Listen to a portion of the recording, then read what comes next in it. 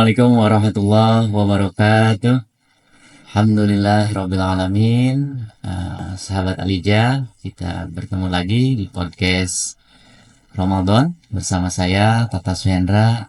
Alhamdulillah kita dipertemukan lagi di podcast Ramadan kali ini. Insyaallah kita akan berbincang-bincang kembali terkait menghatamkan Al-Quran di bulan Ramadan. Sebelumnya, marilah kita sama-sama mengucapkan puji syukur kepada Allah Subhanahu wa taala. Alhamdulillah pada hari ini kita masih diberikan kesehatan. Tentunya mudah-mudahan sahabat Al-Izzah juga dimanapun berada selalu dalam kesehatan sehingga kita bisa melaksanakan ibadah puasa dengan lancar. Kemudian tak lupa salat salam marilah kita limpah curahkan kepada Nabi besar Nabi Muhammad Sallallahu Alaihi Wasallam, pada keluarganya, sahabatnya. Mudah-mudahan kita mendapatkan syafaat dari beliau di akhirat kelak. Amin ya robbal alamin. Baik sahabat Alijah, pada podcast kali ini tentunya saya sudah ditemani oleh narasumber di sini yang akan berbincang, menemani bincang-bincang kita terkait bagaimana cara menghatamkan Al-Quran di bulan Ramadan ini. Tentunya kita harapkan bukan hanya di bulan Ramadan nanti pasca Ramadan kita masih bisa selalu mempertahankan atau bisa menghatamkan Al-Quran. Masih bisa mengisi hari-hari kita, aktivitas kita, keseharian kita dengan Al-Quran. Sehingga kita bisa lebih intens lagi, lebih dekat lagi dengan Al-Quran. Muaranya mudah-mudahan kita bisa mendapat ridho dari Allah Subhanahu wa taala. Baik, sahabat Alijah, alhamdulillah sudah hadir bersama kita di sini, yaitu Ustadz Muhammad Junaidi Al-Hafiz SPDI. Tentunya beliau sudah tidak asing ya bersama kita di sini, terutama mengenai berbicara tentang Al-Quran nih. Kalau bersama beliau, insyaallah nanti kita ngobrol lebih banyak lagi tentang bagaimana cara menghafalkan atau menghatamkan Al-Quran di bulan Ramadan kali ini. Baik, kita sapa terlebih dahulu ya sahabat Alijah beliau. Assalamualaikum Ustaz. Waalaikumsalam warahmatullahi wabarakatuh. Seger kayaknya nih Ustaz ya. Alhamdulillah ya. Puasa gimana, lancar Ustaz? Alhamdulillah. Lancar, alhamdulillah. Mudah-mudahan saja sehat selalu. Amin amin ya rabbal alamin. Sehingga ini Ustaz, alhamdulillah pada kesempatan kali ini kita bertemu lagi Ustaz di podcast kali ini. Tentunya Ustaz kita ditemani sahabat-sahabat Al-Izzah Ustaz, dimanapun berada. Mudah-mudahan nanti kita akan berbincang-bincang nih Ustaz tadi terkait menghafalkan Al-Quran, terutama pada momentum Ramadan ini Ustaz. Bagaimana kita bisa berinteraksi menghafalkan Al-Quran atau menghatamkan, dan mudah-mudahan ini nanti berdampak pasca Ramadan Ustaz gitu. Amin Ya. Tapi sebelum kita lanjut bincang Ustaz, mungkin Ustaz ingin menyapa sahabat Alijah terlebih dahulu. Silakan Ustaz. Bismillahirrahmanirrahim. Assalamualaikum warahmatullahi wabarakatuh. Waalaikumsalam. Al-Izzah yang dimuliakan Allah Subhanahu wa taala. Alhamdulillah, puji syukur kita panjatkan kehadirat Allah Subhanahu wa taala yang telah memberikan kita taufik, hidayah, ya, nikmat sehat walafiat sehingga kita bisa melaksanakan seluruh kewajiban kita sebagai hamba Allah Subhanahu wa taala, terutama di bulan yang mulia ini. Semoga sahabat Al-Izzah semuanya diberikan kelapangan, Amin. kesehatan oleh Allah Subhanahu wa taala. Amin ya rabbal alamin. Amin. Baik, terima kasih Ustaz. Ustaz, menarik nih untuk perbincangan kita pada kesempatan ini, yaitu tentang menghatamkan Al-Quran Ustaz. Menghatamkan Al-Quran. Iya, menghatamkan Al-Quran Ustaz. Nah Ustaz, ini mungkin kita awali dari bagaimana cara menghatamkan itu sendiri Ustaz. Terutama di bulan Ramadan ini kan biasanya kita bisa kadang-kadang menargetkan Ustaz, atau bahkan kita sama-sama berlomba-lomba ya Ustaz ya. Mudah-mudahan hatam gitu, minimalnya 3 kali gitu. Mungkin untuk yang istilahnya yang sudah sering bahkan sampai 5 kali gitu Ustaz. Nah, kiat-kiatnya seperti apa nih Ustaz untuk bisa kita menghatamkan Al-Quran ini Ustaz, terutama di bulan Ramadan ini Ustaz? Mungkin bisa dibagi kepada kita semua di sini. Iya, Pertanyaan yang sangat bagus ya. Kiat mengkhatamkan Al-Quran. Khotam artinya menyelesaikan. Agar supaya selesai, agar supaya dapat mengkhatamkan, satu-satunya cara adalah membacanya. Kita tidak akan pernah selesai, tidak akan pernah tamat mengkhatamkan Al-Quran jikalau kita itu tidak membacanya. Karena Al-Quran itu adalah amalan lisan. Amalan lisan berbeda dengan Quran. Itulah bedanya antara Quran dengan Quran. Kalau Quran itu adalah sebuah bacaan ya, dan merupakan amalan lisan.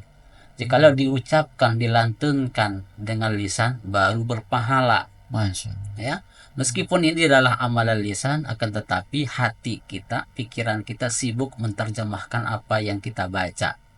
Kalau Quran rata-rata dibacanya tanpa dengan amalan lisan, tidak bersuara maksudnya. Kalau Al-Quran bersuara, kalau Quran tidak bersuara.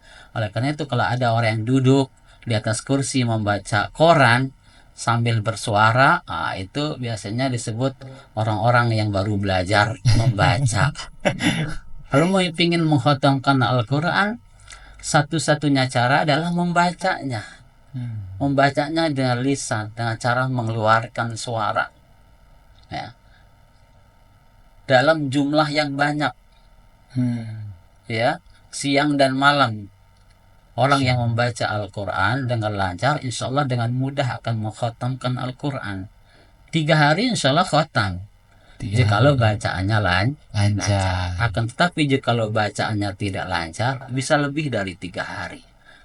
Apalagi yang tidak lancar sama sekali, yang baru tahapan belajar Iqra, akan susah untuk mengkhatamkan Al-Quran. Oleh karena tahapan-tahapannya itu harus diperhatikan.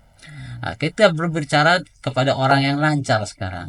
Bagaimana jika orangnya sudah lancar membaca Al-Quran, ditargetkan ya minimal 1 Ramadan itu bisa khotam 1 kali minimal. Minimal tuh Ustaz ya. Masya Allah. 30 hari khotam 1 kali. Jikalau targetnya adalah khotam 1 kali, bisa dibagi. Setiap sholat fardu itu silahkan baca minimal 2 lembar. Sholat subuh 2 lembar.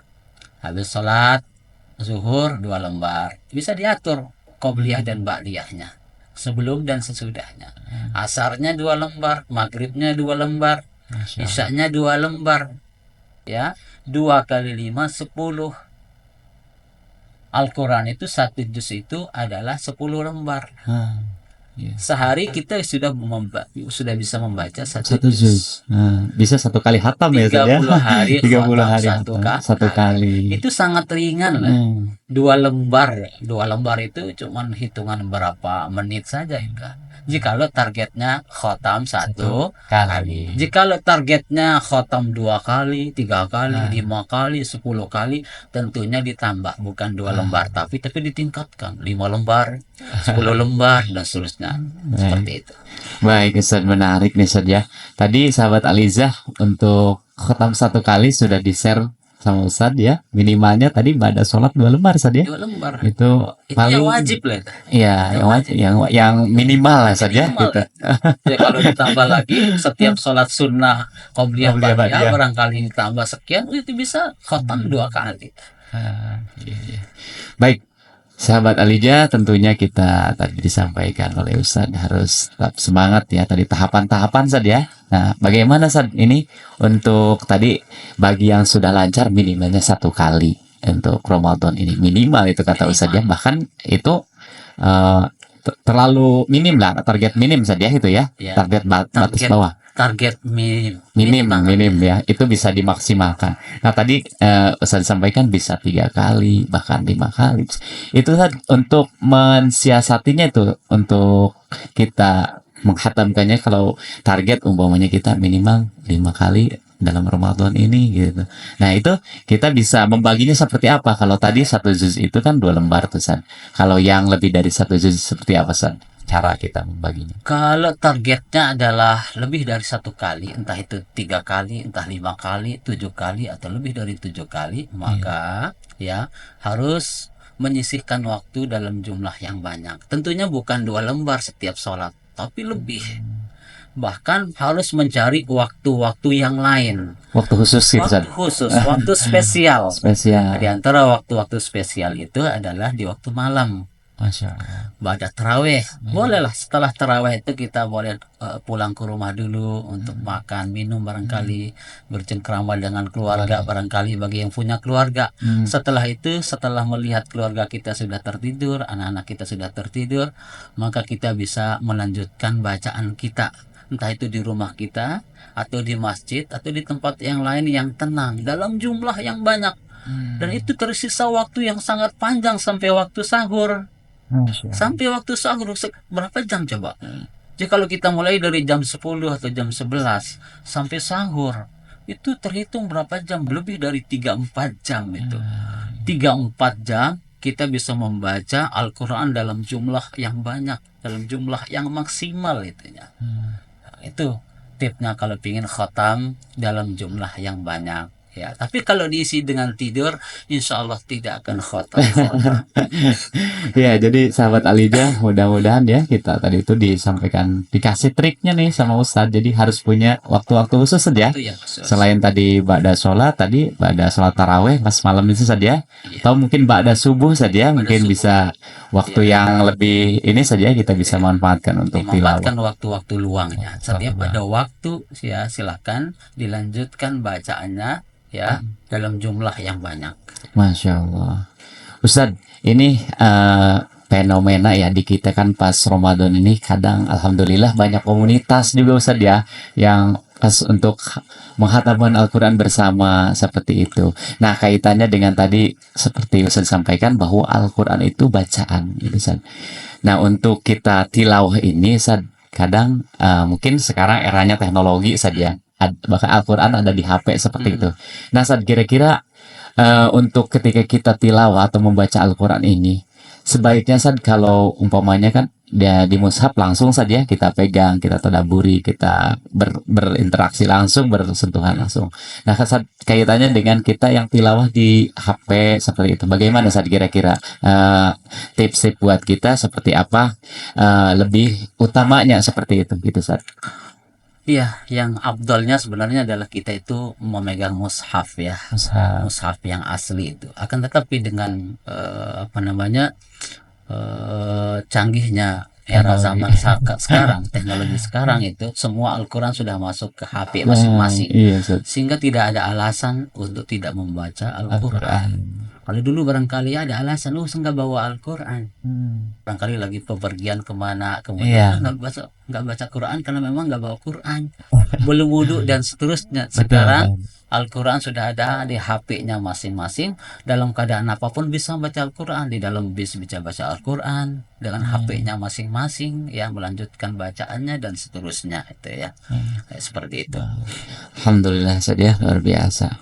Ya Ustaz, Al-Quran kan kita sebagaimana kita ketahui adalah pedoman saja. Jadi mudah-mudahan kita bisa tadi itu selain menghatamkan tadi terus berinteraksi bersama Al-Quran, bahwa Al-Quran teman hidup kita gitu, pedoman hidup kita. Nah, kita mengaplikasikannya saat ini di setiap kegiatan kita ya, sahabat Al-Izzah juga.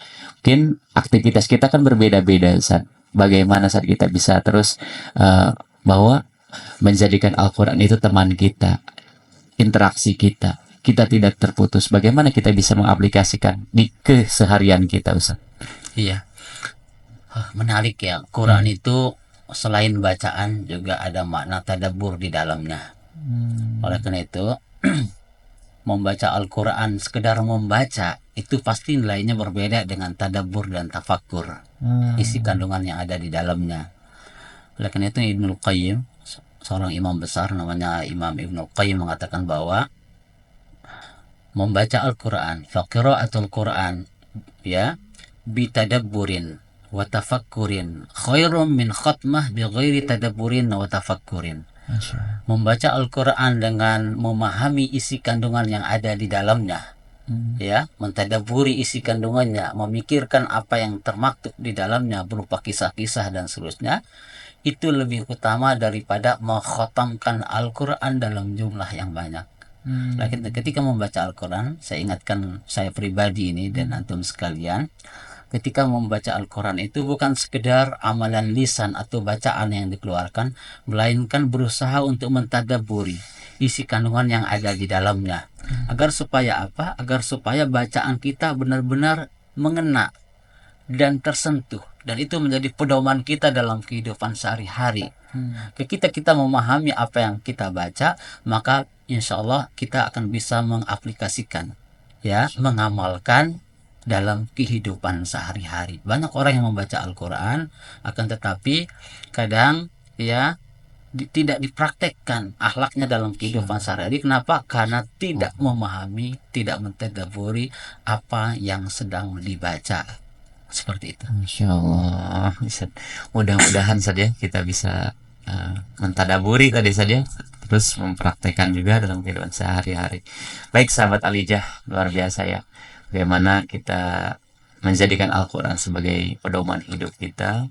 Tentunya untuk kita menghatamkan itu tadi itu mempunyai dampak saja mudah-mudahan kepada diri kita sendiri terutama saja.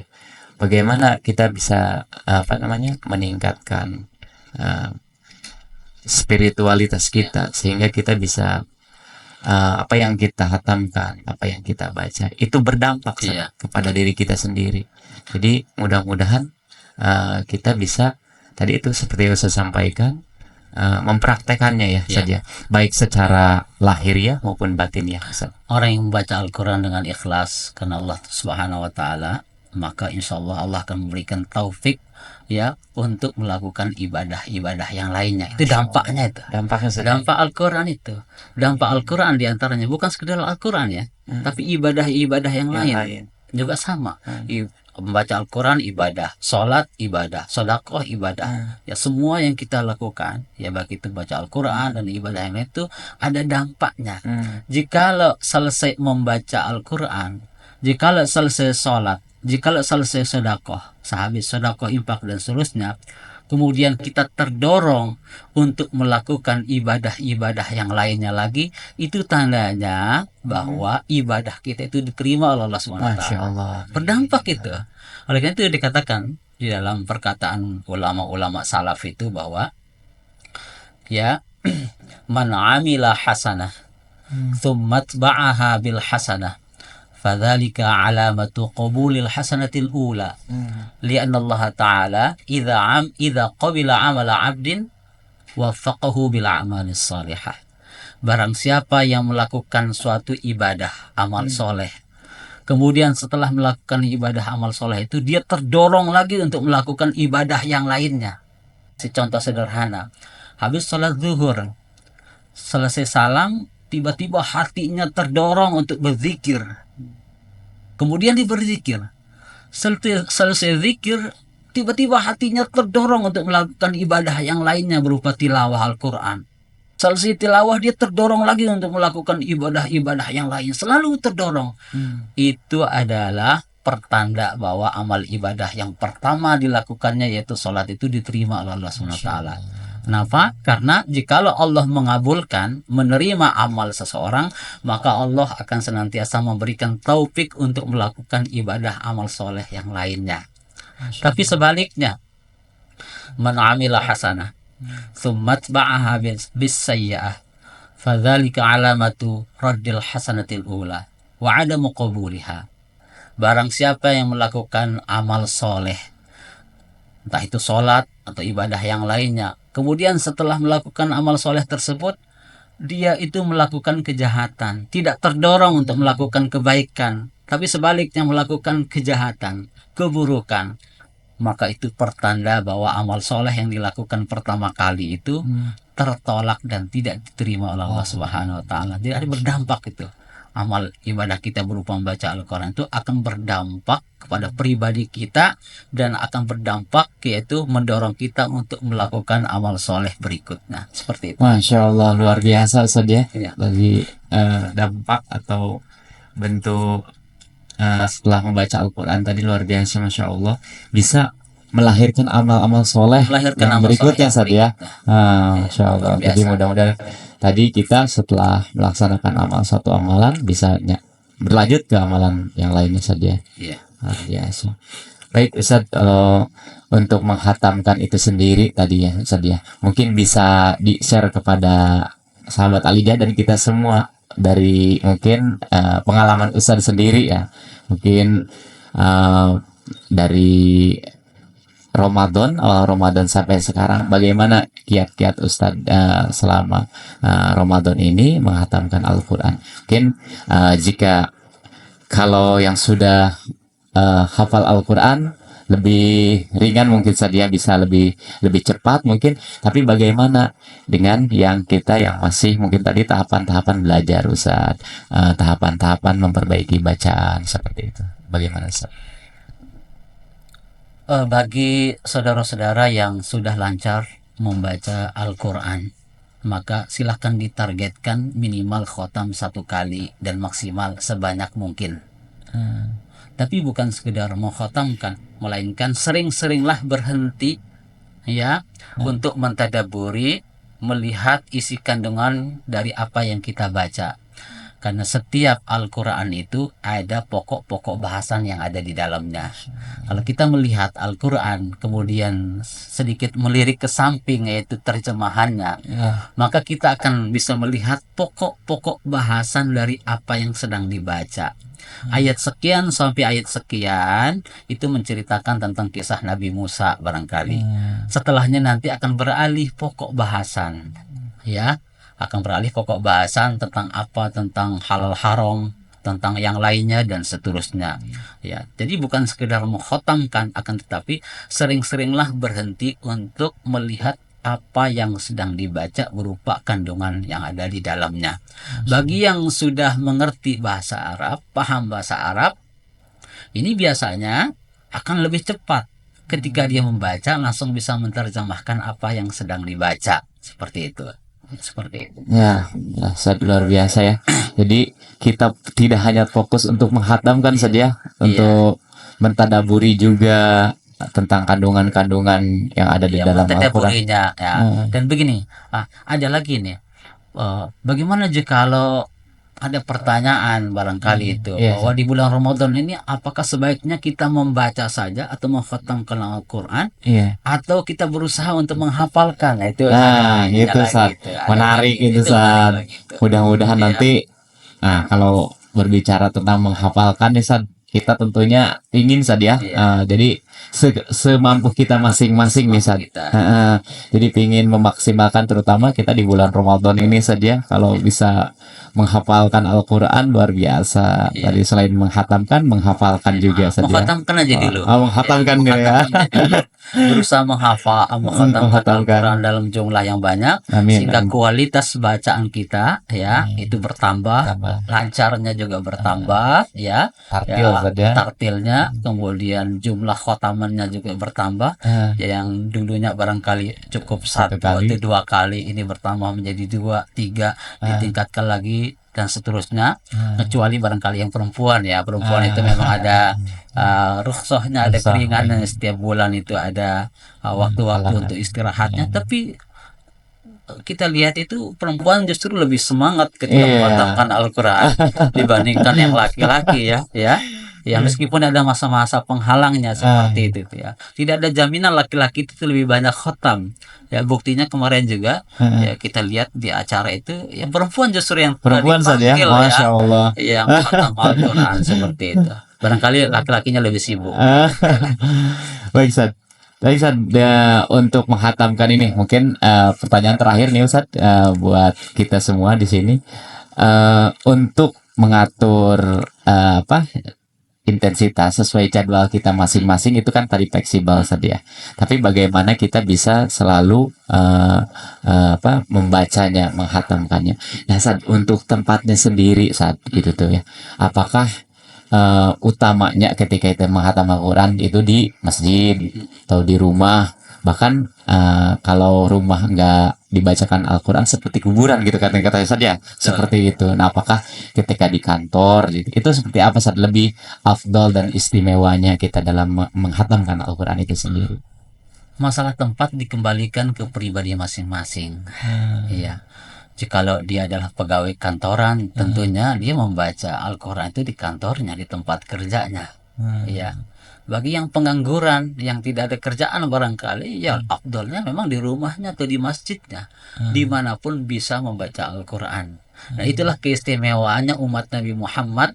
Di antaranya adalah dijadikan semua tempat itu adalah masjid. Itu keistimewaan Nabi kita Muhammad SAW. Jadi semua tempat itu adalah masjid kecuali kecuali kuburan dan tempat pembuangan sampah di tempat-tempat yang kotor. Itu makanya kalau kita musafir dan seterusnya kita bisa sholat di tanah Di mana saja saja. Iya, apalagi membacakan sekedar sholat aja bisa sholat di mana saja kecuali di tempat-tempat yang terlarang tadi itu. Apalagi yang sifatnya membaca Al-Quran, dan membaca Al-Quran itu bisa sambil berjalan, sambil berdiri, ya.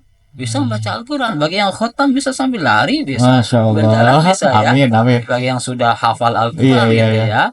Ya hafal Sambil berkendara mungkin, ya, kita juga banyak hafalannya ya. Iya, Ya, guru-guru kita juga hafalan Masya surat pendek itu udah kelotok. Ya sambil lari, sambil jalan juga bisa. Iya, jadi tidak harus duduk. Nah, Jadi tidak harus di masjid aja saja. Tidak harus di masjid atau di rumah. Jadi fleksibel. di tempat-tempat yang memang layak dibacakan Al-Quran. Kecuali tadi disebutkan oleh Ustaz di tempat-tempat yang Di tempat-tempat yang tidak suci saja. Baik, sahabat Alijah, luar biasa ya. Intinya mudah-mudahan kita bisa menghatamkan Al-Quran ini. Tadi mudah-mudahan kita bisa target bersama nih Ustaz ya. Amin, amin, amin. Mohon doanya nih, Ustaz. Minimal Minimalnya khotam 1 kali. 1 kali khotam ya Ustaz ya. Minimal 1 kali bagi yang sudah lancar Bagi yang membaca. sudah lancar. Tapi kalau belum lancar sebaiknya belajar dulu sampai lancar. Sampai lancar. Tapi itu juga tidak mengurangi pahalanya Ustaz ya, tidak mengurangi. dengan wah ini kayaknya masih harus diikro dulu nih Ustaz gitu untuk memperbaiki tajwid. Itu tidak mengurangi pahala dengan yang pahala. Sudah lancar Ustaz ya. Tidak mengurangi pahala, bahkan ada pahala spesial yaitu pahala lelahnya ketika dia belajar membaca. Masya Allah, Luar biasa Ustaz ya. Jadi ini semangat bagi kita semua, baik itu yang lagi masih di memperbaiki bacaan saja, apa yang sudah lancar, bahkan tadi yang sudah hafal gitu. Sampai disebutkan sama Ustaz bisa sambil apa saja, apalagi istilahnya tadi udah hafal ya saja kita di dalam hati. Ini Ustaz menarik, nanti mudah-mudahan di lain kesempatan nih kita ingin berbincang lebih jauh bersama Ustaz terkait bincang-bincang cara menghafalkan Al-Quran itu tadi Ustaz. Masya Allah, mudah-mudahan Ustaz ya nanti kita dipertemukan lagi Ustaz di kesempatan yang lain. Ya, kita ingin sekali Ustaz, mungkin nanti berbincang dengan Ustaz, pengalaman Ustaz pribadi seperti apa untuk menghafalkan Al-Quran itu. Baik Ustaz, alhamdulillah perbincangan kita pada kesempatan ini terkait menghafalkan Al-Quran, alhamdulillah. Sebenarnya masih ingin lanjut nih Ustaz, tapi mudah-mudahan kita bisa dipertemukan di kesempatan yang lain saja. Oke, Ustaz, sebelum kita akhiri untuk bincang kita pada kali ini, ada pesan ya buat kita semua di sini ataupun sahabat Alijah terkait menghafalkan Al-Quran ini Ustaz. Mangga Ustaz, silakan.